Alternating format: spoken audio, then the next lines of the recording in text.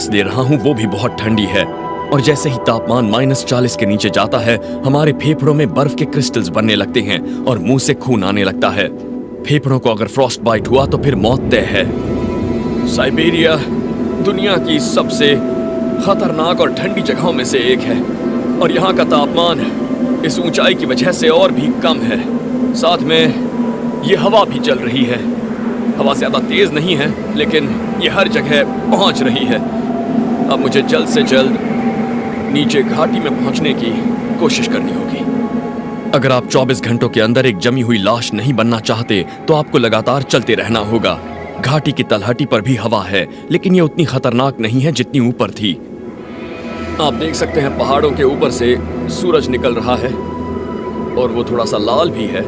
और यहाँ उत्तरी गोलार्ध में इसका मतलब है कि मौसम अब बदलने वाला है और अक्सर वो पहले से भी ज्यादा खराब होगा।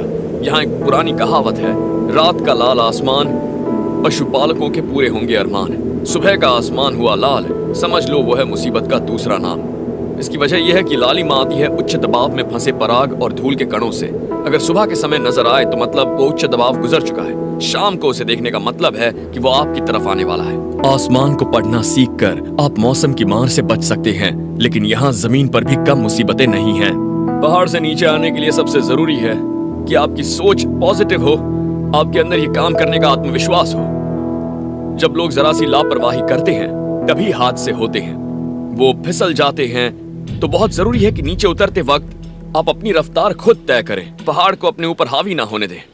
इतनी गहरी बर्फ में चलना थका देता है। ऐसा लगता है जैसे हर कदम एक एक टन का हो गया हो। और फिर आपका सामना होता है साइबेरिया की खतरनाक नदियों से।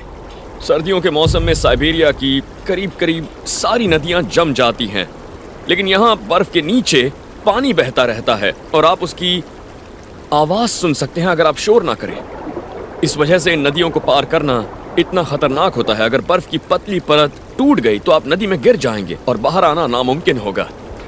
मैं यहाँ इन बड़े बड़े पत्थरों का इस्तेमाल करने वाला हूँ और बर्फ से ढके इन पत्थरों पर कूदते हुए इसे पार करने वाला हूँ। अगर इन पत्थरों पर पैर फिसला तो मैं बुरी तरह से घायल हो सकता हूँ, या फिर बर्फ की परत तोड़कर नीचे के बर्फीले पानी में जा सकता हूँ। देखा जाए तो ये शतरंज की एक बहुत बड़ी बिसात जैसा है, जहाँ सोच समझकर चाल चलनी पड़ती है और ये भरोसा करना पड़ता है कि सामने पत्थर ही है, बर्फ नहीं है। यहाँ कोई गलती हुई तो जिंदा बचने की संभावनाएं बहुत कम हैं। यहाँ दूर दूर तक कोई इंसानी बस्ती नहीं है और आपको कोई बचाने नहीं आएगा। मुझे अपने पैरों के नीचे बहते पानी की आवाज सुनाई दे रही है।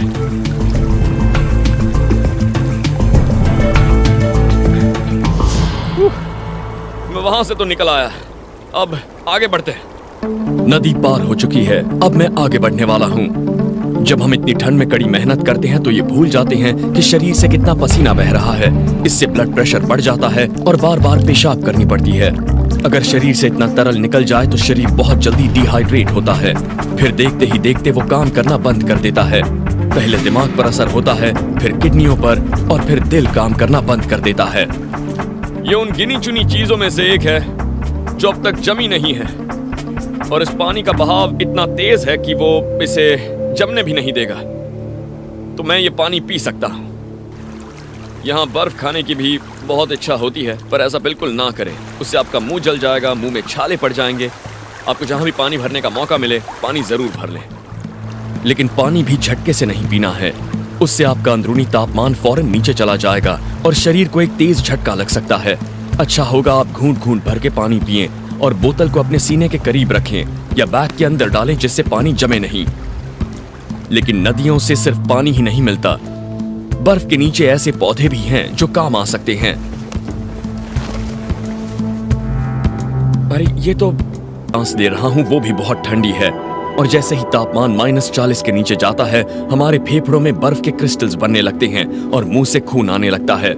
फेफड़ों को अगर फ्रॉस्ट बाइट हुआ तो फिर मौत तय है।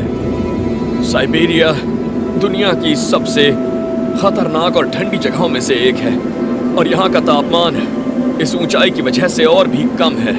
साथ में ये हवा भी चल रही है। हवा ज्यादा तेज नहीं है, लेकिन ये हर जगह पहुंच रही है। अब मुझे जल्द से जल्द नीचे घाटी में पहुंचने की